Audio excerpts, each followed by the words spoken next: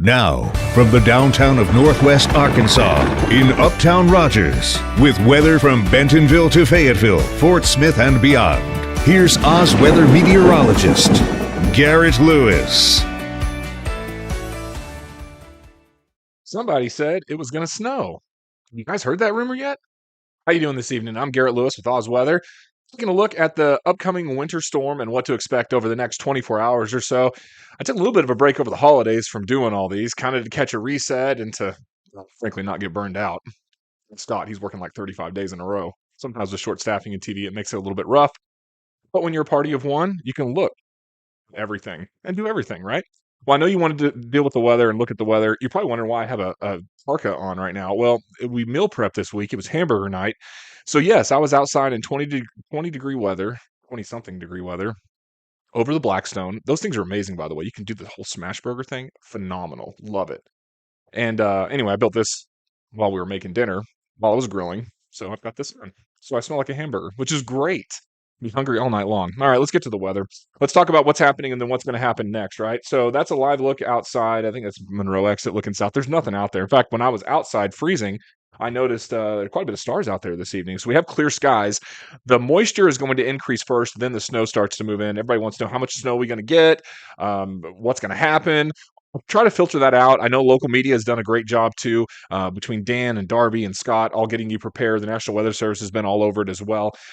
So you probably have a good handle of what's going to happen here. Overnight, the snow starts to move in. The atmosphere's got to moisten up first, so it'll fall aloft, and then it'll make its way down to the surface. And then throughout the course of the day, especially in the afternoon and the evening, things are going to not be that great, mainly because the ground's so cold. Keep in mind too, guys, we've had a ground that's been, some of us have been below freezing for days now. I mean, Graham, my son, went to go water the dogs outside, put the dog water out. Of course, it was frozen, so we had to break it up. Then he spilt it. Then I walked back out there because I was grilling hamburgers. I almost slipped and busted the old tail. And there's plenty of tail to bust down there. But still, you have to be really careful. Everything's going to freeze on contact because the ground is cold. It's kind of like dropping a water droplet on an ice cube, right? I mean, it's going to freeze instantly. You're not going to have a little puddle of water on top of the ice cube. Okay, so let's take a look at this thing and see what's going on out there. This is where we are right now. These are current temperatures. Oh, 22 in Fayetteville. Man, it's got a bite to it. What are we, 28 in Fort Smith? Man, it's cold. It'll get a little bit better here in the wake of this system. I was looking at the long range trends, and it actually does look like things may get a little bit warmer. Right now, the cold spot, look at Rogers. Ugly. 20 degrees. Good grief. 25. Springdale. Hey, 25 in Springdale. Is it snowing because of some industrial plant north of town tonight? I don't think so. That was wild too, wasn't it? Fort Smith areas in the mid-20s. Look at this. This is a sea of 20s across the natural state. Closest 30s down there in Hot Springs. They're going to get quite a bit more too. They'll probably have the bullseye with the snowfall that's out there. I'm going to zoom way out. There's a lot of numbers here, so let's see if we can turn these numbers off. Down around the southwest here, this is the system right there. So this is what's moving in and moving across Mexico and eventually making its way into Texas, Oklahoma, and over towards Arkansas. So I thought we'd look at the surface chart, then we'll kind of dig into the model data and get a better look at it. So here's where we are. That's tomorrow morning. That's at 6 a.m. So here's midnight. Man, we've got high pressure overhead. That's why it's so sunny here. Well, so clear. It was sunny earlier today, but it's clear out there now. But what's happening is the high is clockwise, right? So we're getting a southwest flow along the high, and you have an area of low pressure to the west. That baby is going to spin counterclockwise. So you got counterclockwise flow here in the south, and then you have a clockwise flow over Arkansas. So what that does is increase the humidity pretty darn quickly. The high is going to shift east. Here comes the low moving east as well.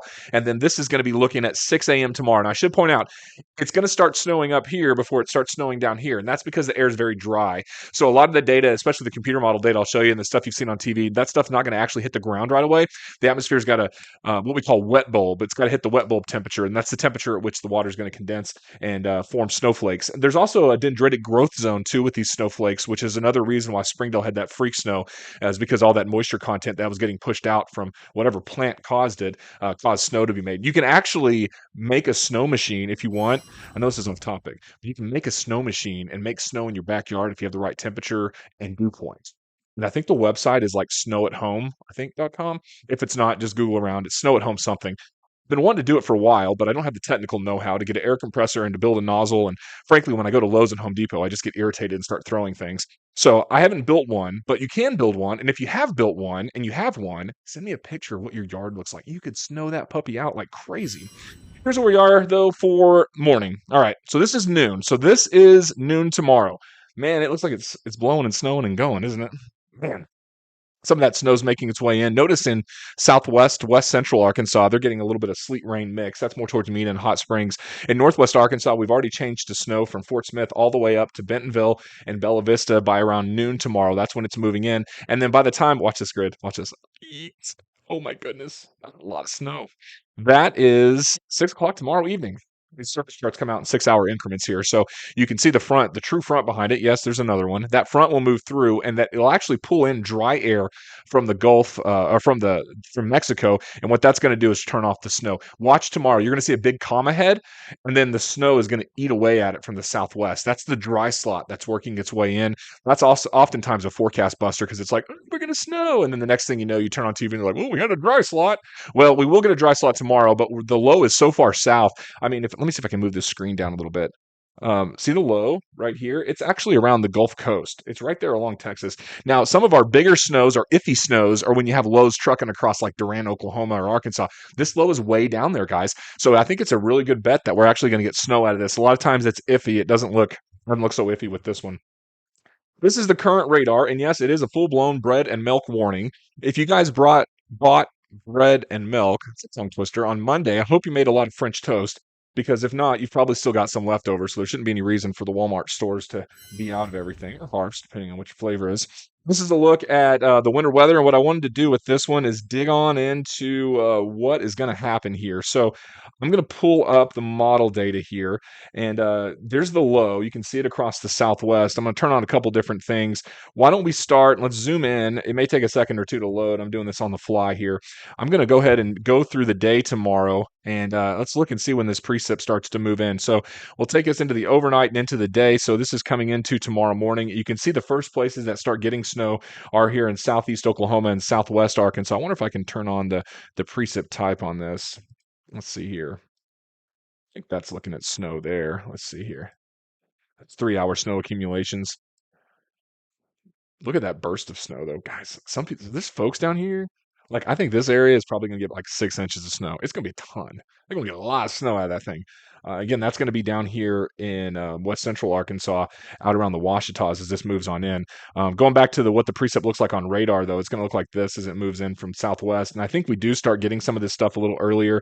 The earliest the North American model has it coming in looks like about 9 or so. Keep in mind, some of it's going to evaporate before it moves in, and then it starts getting into Fayetteville and Bentonville, probably closer to noon or something. And it's over everybody by tomorrow and tomorrow night. Everybody's getting hammered by this thing, so it's quite a bit that's going to be moving in to the whole area. So that's the surface chart here. Let me see if I can pull this back up. I had another one loaded. I thought wanted to bring in the some of the computer model data. Let me see if I can pull it up on this one real quick. Do it on the fly, so you never know what's going to happen when Garrett starts doing stuff like this. There we go. Why don't we take this over to, let's make this a little bigger here for us.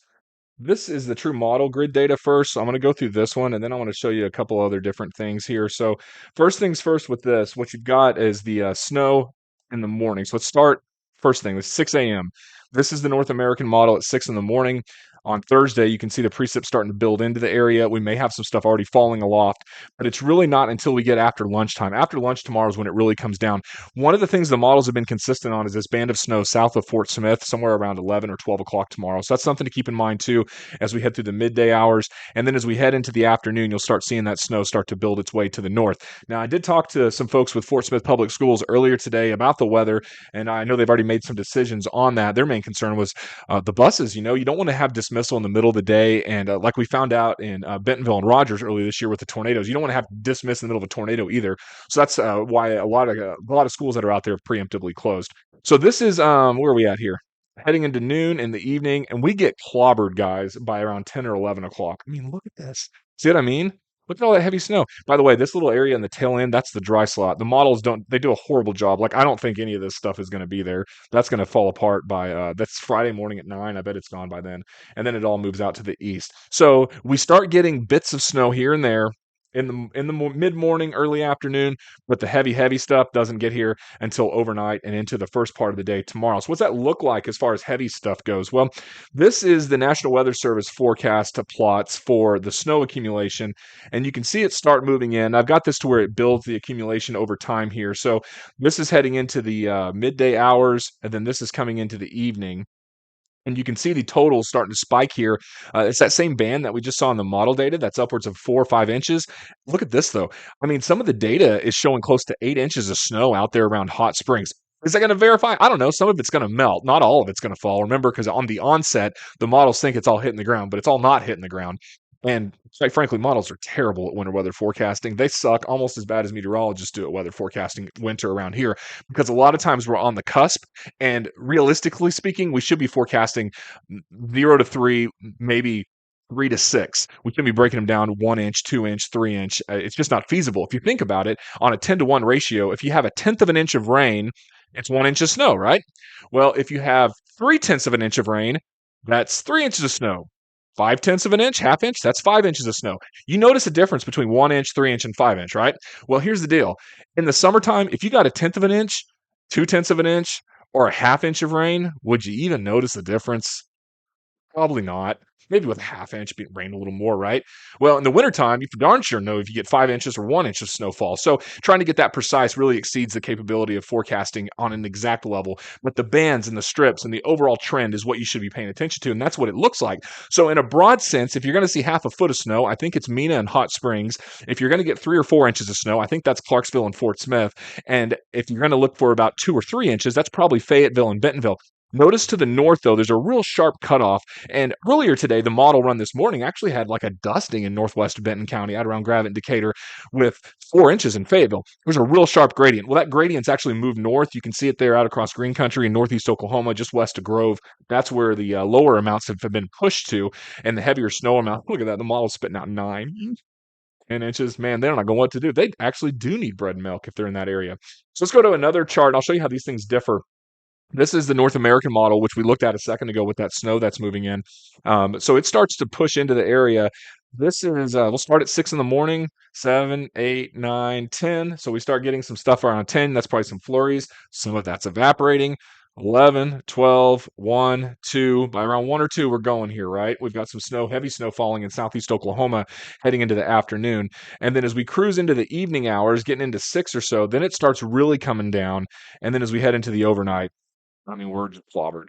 North American models painting about, it's showing 3 to 4. It's probably going to be closer to 2 to 3 in Benton County, 2 to 4, maybe Benton, Washington County. You can get bands of snow that burst, though. Sometimes you can get a quick 2 or 3 inches out of it. So that's going to be something to watch. I'm not going to be on here during the snow. Well, I don't know. Tomorrow night. It depends on whether I'm not working or going to bed early. But as it moves in, there's something called bright banding. You can turn in again to Darby, Dan, or Scott, and they'll I see it's Scott or Scoff, so it's the SKOs, and then it's Darby or Dan. That's how I remember them, right? They call me sometimes. Scott does. So does Dan occasionally. Darby, you got my number, bro. Anyway, so this is where the heavier snow is going to be, central and south Arkansas. The NAM's forecasting close to about 8 inches out of this. GFS, the global forecast system, is also about the same. The bottom line is we can get into the details and the nitty gritty of all this, but it's going to snow tomorrow. It's going to be heavy snow. Travel is going to be terrible Friday morning. If you have plans that you're flying out of the area on Friday morning, getting to the airport is going to be an issue. Keep this in mind for air travel, though.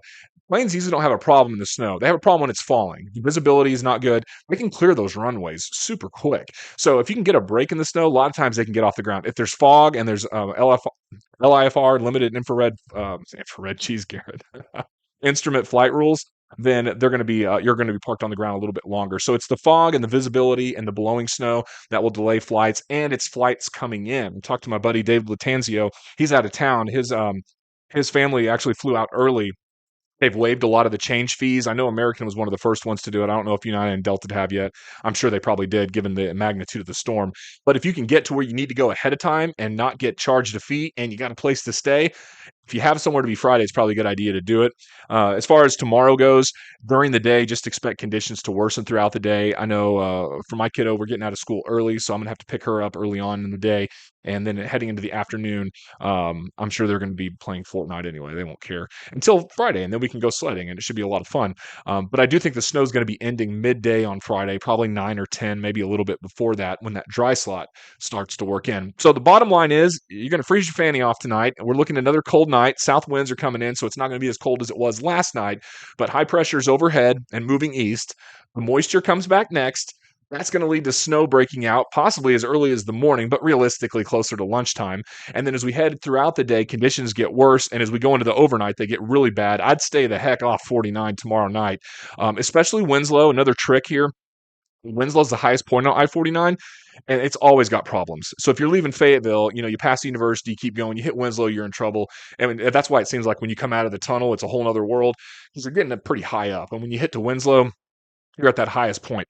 Well, I say all that to say that is it really going to matter tomorrow? All those high elevation bridges and overpasses are going to be frozen because they're already frozen. We've had too much cold weather lately, and anything that hits it is going to it's going to stick and cause a lot of slippery conditions. So that's what it looks like. As far as it goes now, I just plan on a snow day on Friday, guys. It's going to snow a lot on Thursday night to Friday. This isn't a low confidence system. A lot of times it's like, oh, I don't know what's going to happen. Well, this is pretty good bet we're going to get hit with snow out of this. I say on average for the whole area, if you took all the totals and averaged them up, it's probably about 3 or 4, maybe. There's going to be lesser amounts in Benton County. As we get farther north the system, there's going to be much higher amounts in west central Arkansas around Mena and Hot Springs, Mount Ida, Arkadelphia. That whole place is going to get slammed. They're looking at those totals that are going to be 6-8 inches of snow, and then it all moves on out to the east. One more note, and then I'll shut up because I think I've been talking for 16 minutes. Good grief. After the snow moves out, the snow's going to be on the ground and we're going to get clear skies. Here's what happens with that. You get radiational cooling. Temperatures are going to freaking crater. I'm telling you, Friday night is going to be cold, especially if the skies clear out. And if we don't get it Friday night, we're going to get it Saturday night. You're going to see temperatures probably dip into the teens, single digits. It's going to be icy cold out there, depending on the snowpack. So there's a lot to unpack with all this. The bottom line is it starts snowing tomorrow. It's heaviest tomorrow night. Friday's a emoji show. You know what I mean? That show. It's not going to be good. And then by Saturday, things will start getting better. The snow is a cold snow. All snow is cold, Garrett. What are you talking about? It's a light snow. It's a powder, not a powdery. It's more of a blowing, dusty snow instead of a thick, heavy, wet snow like we typically get. So I think you'll build a snowman out of it. I think it's going to be okay for that. But the lighter snow, the powderier snow, that stuff's easier to get off the roads than the wet snow, which freezes. And they should hopefully be able to pre-treat the roads out there too, because usually what happens is we get the rain first, right? And then we get the snow, and then it's terrible. Well, we're not going to get the rain this time. It's snow right away because it's so cold. So hopefully they pre-treat them. That works. They can get the roads cleared off. And hopefully, I know RDOT, they're going to be working overtime, aren't they? We'll check out those cameras. How about that tomorrow evening? And maybe I'll jump back on here and do this again tomorrow, or maybe even in the morning. I don't know. We'll see how it goes. Anyway, so that's the story of my life. We spent New Year's in Nashville this year. That was a lot of fun. And so I didn't go on the road and do any weather updates. I figured too, when it's sunny, no one really cares. I mean, it's sunny, but when it gets stormy like this, it's fun to track it. So that's going to do it for me this evening, guys. I'll check back in with you. Pay attention to local media.